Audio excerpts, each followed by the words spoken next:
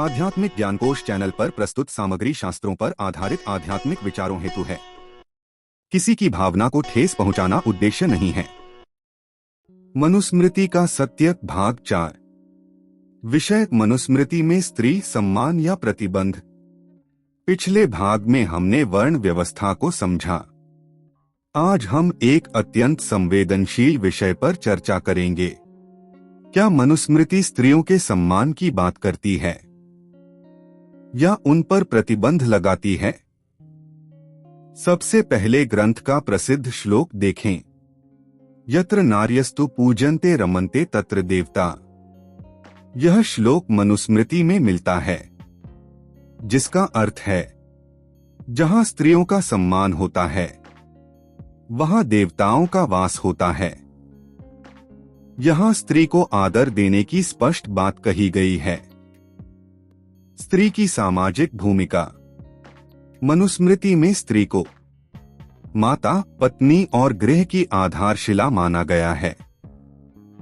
गृहस्थ आश्रम में स्त्री की भूमिका अत्यंत महत्वपूर्ण बताई गई है। उसे परिवार की मर्यादा और संस्कृति की संरक्षक माना गया। फिर विवाद क्यों? ग्रंथ में कुछ ऐसे नियम भी मिलते हैं जहां स्त्री को पिता, पति या पुत्र के संरक्षण में रहने की बात कही गई है।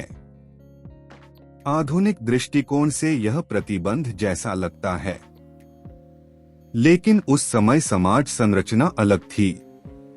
सुरक्षा और सामाजिक स्थिरता प्रमुख चिंता थी। समय के साथ इन नियमों की व्याख्या कठोर रूप में होने लगी और यहीं से विवाद बढ़ा। संतुलित दृष्टिकोण। यह समझना आवश्यक है कि कोई भी प्राचीन ग्रंथ अपने समय की परिस्थितियों में लिखा गया था। उसे आज के सामाजिक मानकों से पूरी तरह नापना या पूरी तरह अस्वीकार करना, दोनों ही अतिशयोक्ति हो सकती है। निष्कर्ष।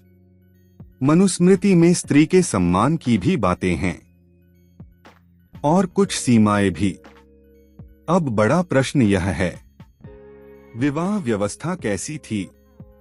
विवाह के 8 प्रकार कौन से थे? यह जानेंगे मनुस्मृति का सत्य भाग 5 में।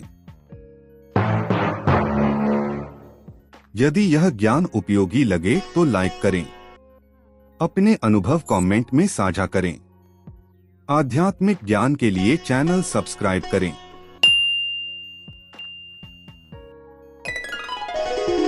Thanks for watching.